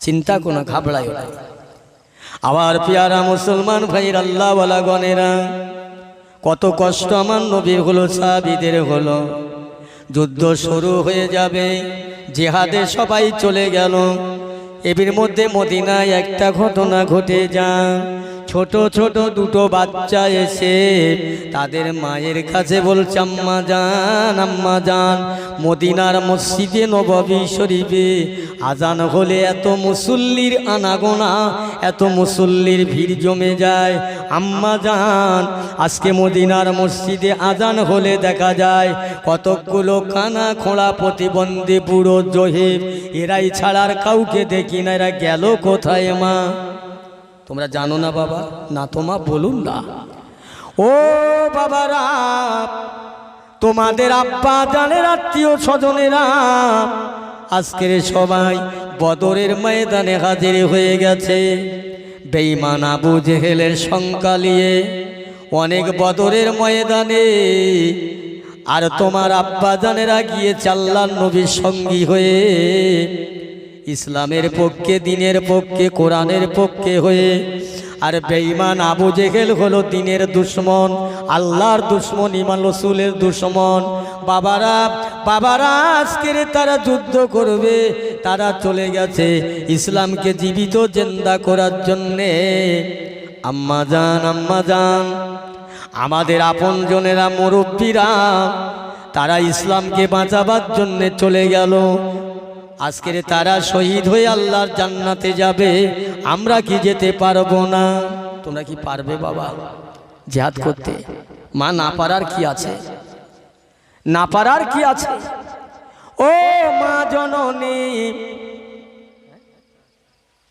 ও মা জননী দয়া করে একবার কি আমাদের হাতে ছোট ছোট দুটো তলোয়ার দিতে পারো মা দেখি একবার আমাদের বাপ চাচাদের সঙ্গী হয়ে বদরের ময়দানে একসাথে যুদ্ধ করা যায় কি না জোরে বলুন না সুবহানাল্লাহ দরুদ শরীফ আল্লাহুম্মা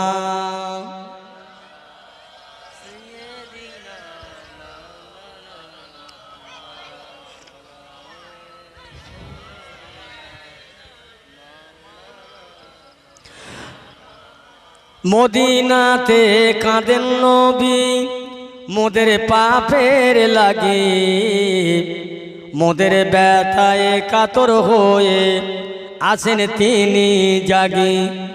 মদিনার ওই ভিজায় মাটি নবীর চোখের জল, অতরা সাল্লে আলা মুহাম্মাদিন বল সকলে বল আল্লাহুম্মা।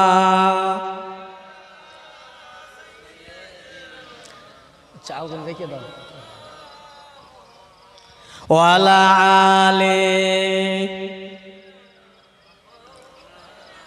তাহলে ভাই দুটো বাচ্চা তাদের মায়ের কাছে বলছে, মা আমাদের বড়দের জন্য বড় বড় যদি তরবারি হয়, আমরা ছোট, আমাদের জন্য ছোট তরবারি হবে না? এই চিন্তা করেন ইসলাম কারা মেনেছিল, ইসলামকে কারা প্রাধান্য দিয়েছিল। তো বাচ্চা মা বড়দের জন্য যদি বড় বড় তরবারি হয়, আমরা ছোট বলে আমাদের জন্য ছোট তরবারি হবে না? বাবা তোমরা কি জিহাদে যাবে? জিহাদ করতে পারবে? আম্মা জান না পারার কি আছে, দোয়া করেন না, ছোট্ট দুটো তরবারি দেন না। মা বলছে বাবা দাঁড়াও, ঘর থেকে ফিরে একটু অপেক্ষা করো। মা ঘরে গিয়ে ছোট দুটো তলোয়ার এনে বলছে, বাবা এই নাও, জিহাদে চলে যাও। ও বাবারা, তোমরা যদি জিহাদে গিয়ে শহীদি হয়ে যাও আর যদি ফিরে না আসো, মা বলে না ডাকো, আমার কোনো দুঃখ লাগবে না, ব্যথা লাগবে না, আমি বেজার হব না। বাবারা কাল কিয়ামতের ময়দানে হাসরের মাঠে আমি মেয়ে ছেলে আল্লাহ দরবারে বলতে পারবো, আল্লাহ আমার কোনো ইবাদত নেই, আমল নেই, তবে আমার নারী ছেঁড়া কলিজা ছেঁড়া দুটো বাচ্চাকে বদরের ময়দানে আল্লাহ রসুলের পক্ষে পাঠিয়ে দিয়েছিলাম, তারা দুনিয়া শহীদ হয়ে গেছে। আমি সেই বদরের যুদ্ধে শহীদানের মা, এতটুকু বলতে পারবো, জোরে বলুন সুবহানাল্লাহ।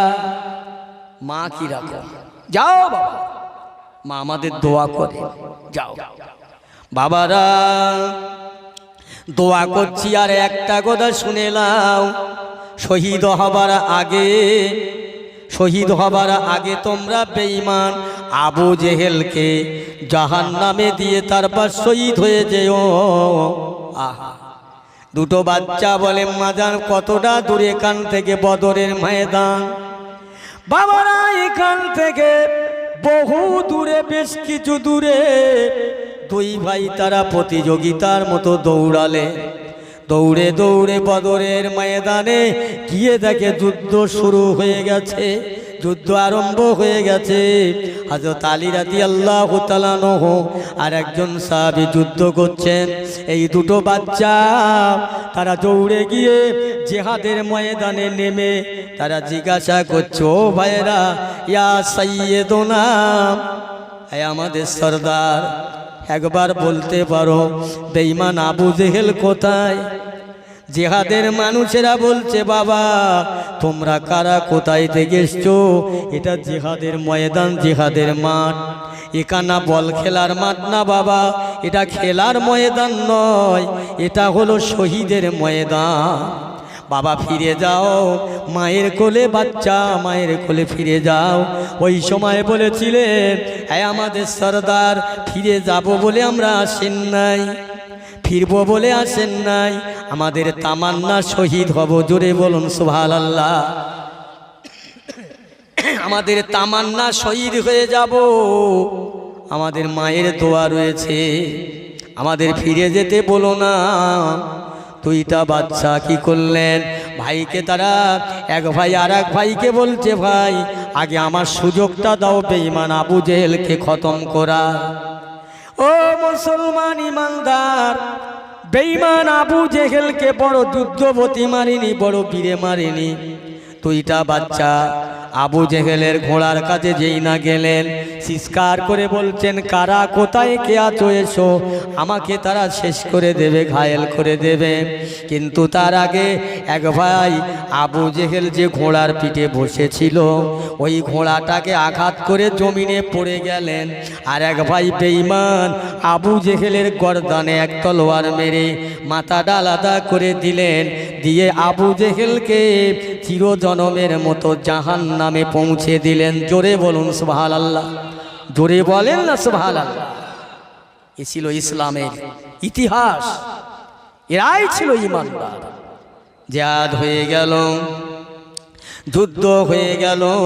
আল্লাহ নবী আল্লাহ রসুল সাহাবীদেরকে নিয়ে বললে, বাবারা আমি তোমাদের কাছে কয়টা নসিহত করছি, শুনে নাও।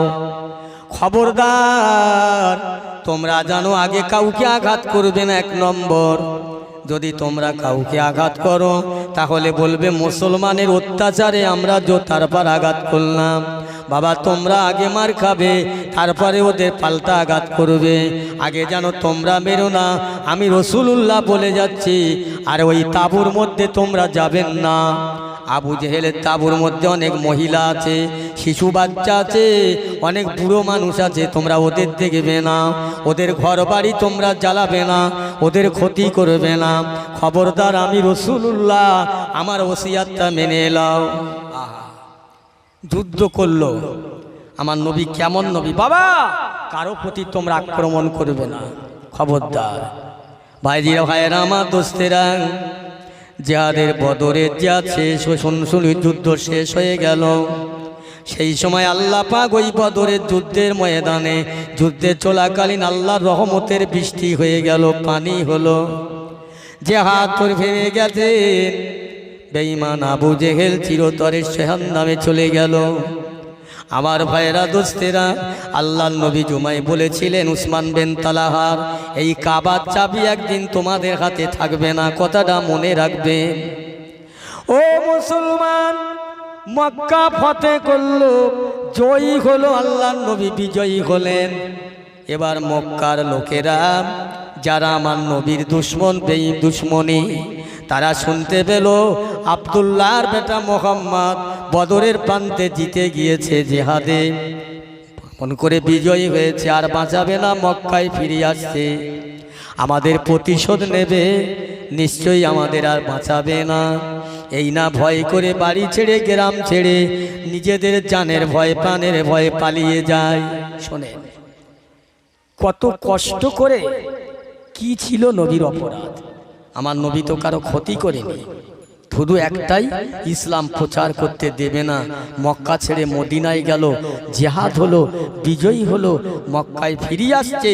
মক্কার মানুষেরা, নারী পুরুষ সব পালিয়ে যাচ্ছে, সব পালিয়ে। একটা বুড়ি মহিলা মাথায় একটা ভারী একটা বক্সা নিয়ে, পুটলি নিয়ে আসছে, আর গাল দিচ্ছে কাকে? এই মক্কার লোকেরা, তোমরা পালিয়ে যাচ্ছ মোহাম্মদের ভয়েতে। আমি বুড়ো মানুষ, হাঁটতে পারি না, তোমরা আমাকে একটু সঙ্গে করে নিলে না। এ মুসলমান, এমনও সময় একজন যুবক সামনে দেখা, বুড়ি মেয়েটা কাঁদতেছে আর গাল দিচ্ছে। সামনে হয়ে দেখা হলো, মা কি হয়েছে আপনার, এত কান্নাকাটি করেন কেন? বাবা শোনেন না কেন কাঁদি, কেন কাঁদতেছি? আমরা যে মোহাম্মদকে মক্কা থেকে তাড়িয়ে দিয়েছিলাম, আবার সেই মোহাম্মদ মক্কায় আসছে, জিতে গিয়েছে, আমাদের মেরে দেবে, প্রতিশোধ নেবে, বদলা নেবে। যে যার ভয়েতে আমার বেটা, আমার পুত্রবধূ চলে গেছে। আমি বুড়ি বলে হাঁটতে পারি না, আমাকে তারা দেখলো না। ও বাবা, সবাই যে যার জানের ভয়ে পালিয়ে যায়, আমি বুড়ো মানুষ হাঁটতে পারি না, রেখে দিয়ে চলে গেছে। ওই যুবকটা বলছে, মা একবার কি বলতে পারবে, তোমার এই পোটলাটা যদি বয়ে তোমার জায়গা মতো পৌঁছে দেই, তুমি কি খুশি হবে না? হ্যাঁ বাবা, আমার বড্ড উপকার হবে। ভাইয়েরা আমার, বক্সাটা মাথায় করে নিয়ে বুড়ি মহিলাটার হাতটা ধরে টুকটুক করে যায়, আর বুড়ি মেয়েটা গালি দেয়। এত বিকৃষ্টি ভাষায় গালি, সে গালি ভাষায় বলা যাবে না। মুসলমান যেতে যেতে পৌঁছে গেল জায়গা মতো। বাবা আর যাবার লাগবে না, এই জায়গায় নামিয়ে দাও মোটটা। আমার এখানে আমার গ্রামের মানুষেরাই পাহাড়ের মধ্যে আত্মগোপন করে আছে। চলে আসছে, মা আমি চললাম। আবার যদি কোনো দিন এরকম কষ্ট হয় চেষ্টা করব কষ্ট থেকে উপকার করার। বুড়ি মেয়েটা বলছে, বাবা চলে তো যাচ্ছ, দাঁড়াও, আমার 10 মাস 10 দিন পেটে রাখা বেটা আমার ছিল না, আমার পুত্রবধূ ছিল না, আমার নাতি পোতা গ্রামবাসী আমাকে দেখলো না, তোমাকে চিনি না জানি না, তুমি অজানা অচেনা, তুমি আমার মোটটা বহন করে এই পর্যন্ত দিলে, একবার তোমার পরিচয়টা বলো না বাবা। না মা, পরিচয় শোনার দরকার নেই, না বলতে হবে। আবার যদি কোনোদিন কষ্টে পড়ো চেষ্টা করো, না বাবা একটু বলো, তোমার এত জানে মায়া, তোমার জানে এত দয়া দেখি না, সবাই পালিয়ে যায়, কেউ আমার দিকে তাকালো না, আর তুমি আমার মোটটা বহন করে এই পর্যন্ত দিলে বাবা, একবার তোমার পরিচয় বলো, নামটা বলো। বলছে, না বুড়িমা, আমার পরিচয় শোনার দরকার নাই, নাম শোনার দরকার নাই। বারবার যখন নাছর বান্দার মতো ধরলেন, আমার পিয়ারা ভাইরা ওই সময় বলতে রয়েছে, বুড়িমা তুমি কি আমাকে চিনতে পারবে, আমাকে চেনো? বলে, না বাবা। ওই সময় বলতেছে, মা যার ভয়েতে আজ মক্কা ছেড়ে মানুষেরা দলে দলে কাতারে কাতারে চলে যাচ্ছে, আমি সেই আব্দুল্লাহর বেটা মোহাম্মদ। জোরে বলুন, আমি সেই আব্দুল্লাহর বেটা। বুড়ি মেয়ে ছেলে থরথর করে কাঁপতে লাগলো, হায় হায়, কত চেষ্টা করেছে আপনাকে মারার জন্য, ধরার জন্য, ধরতে পারেনি, মারতে পারে নাই, কেন আপনাকে মারবে? আপনি যে সেই মোহাম্মদ, আমি চিনলাম না। ও বাবা মোহাম্মদ, পৃথিবীতে বহু মানুষ আছে, সবাই ভয়েতে পালিয়ে যায়, আমার কেউ দেখলো না, আপনি আমার মোটটা বহন করে এই পর্যন্ত পৌঁছে দিলে, আপনার জানে দয়া তো মায়া। দাঁড়াও বাবা, আপনার জানে এত মায়া দয়া, আমি জানতাম না, আমি তোমার হাতটা ধরে গাল দিছি বাপ, কত কষ্ট না আপনার মনে লেতা লেগেছে, কত কষ্ট হয়েছে, তাই আমাকে মাফ করে দেন। আল্লাহ নবী বলেছিলেন, বুড়িমা আমি তোমাকে মাপ চাইবার আগে আমি রাসূলুল্লাহ তাকে মাফ করে দিলাম। জোরে বলুন সুবহানাল্লাহ। বুড়ি মেয়েটা আল্লাহ পাকের নবীকে হাতটা ধরে বলছে, বাবারে শুনে নাও, মক্কার হাজার হাজার মানুষ, শয়ে শয়ে মানুষ এই পাহাড়ের নিকটে আত্মগোপন করে বসে আছে। ও বাবা দাঁড়াও, একটু দাঁড়াও। বুড়ি মেয়ে ছেলেটা আল্লাহর নবীর কাছে কলমা পড়ার আগে ওদেরকে ডাকছে, এই মক্কার লোকেরা, তোমরা যে আত্মগোপন করে আছো নিস্তব্ধ হয়ে, একবার বেরিয়ে এসো, একবার দেখো এই মানুষটা কেমন মানুষ, আর কাকে তোমরা মারার জন্য প্রস্তুতি নিয়েছিলে। পিয়ারা মুসলমান বাপজি ভাইরা, আমার নবীর এই আদর্শ দেখে, নীতি দেখে হাজার হাজার হাজার হাজার ও মুসলমান সেদিন কলমা পড়ে মুসলমান হয়েছিলেন। জোরে বলুন, বুঝেছে? আমার রাসূলুল্লাহর এত অবদান আছে। মক্কার বুকে আসলেন উসমান বিন তলহার, যার হাতে কাবার চাবি, আমার নবী দাঁড়িয়ে গেলেন। উসমান বিন তলহার এসে কোনো জায়গায় কিচ্ছু না, এসে বলছে, এই নেন চাপিলেন, আপনার কাবার চাবি আপনি নিলেন। একবার জোরে বলা যাবে না সুবহানাল্লাহ? কি মান দেয় আল্লাহ, ইজ্জত দেয় আল্লাহ, সম্মান দেয় আল্লাহ, ইজ্জত খোয়ায় আল্লাহ, সম্মান খইয়ে দেয় আল্লাহ, সবকিছু আল্লাহ করনেওয়ালা। আমার পিয়ারা ভাইরা, মক্কা ফতে হলো, জিতে গেল, তবু রসুল আমার মক্কায় নাই, মদিনার জমিনে। এক সময় মক্কা আর মদিনার মানুষের ঝগড়া বেঁধে গেছে। কি ঝগড়া? বলছে এই মক্কার দাম বেশি না মদিনার দাম বেশি? মক্কার লোক বলছে মক্কা শরীফের দাম বেশি, কেননা মক্কা শরীফে কাবা আছে। সমস্ত মানুষ যখন নামাজ পড়ে কি বলে? কাবাতে শরীফাতে আল্লাহু আকবার, এই জন্য কাবার মূল্য বেশি। মদিনার লোক বলছে না, মদিনার দাম বেশি, যে মদিনা শরীফে আল্লাহর নবী শুয়ে রয়েছে।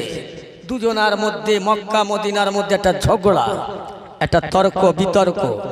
এক বুড়ো জহিবুটে বলছে, মক্কা মদিনার মানুষ শোনো, আমি বলছি মক্কার দাম মদিনার দামের লিয়ে কথা না, আমি বলছি যে রসুলকে না পাঠালে মক্কা হতো না, মদিনা হতো না, গোটা বিশ্বে হতো না। সেই নবীর ওসিলা করে কাজী সব থেকে আমার নবীর সম্মান বেশি। জোরে বলুন সুবহানাল্লাহ।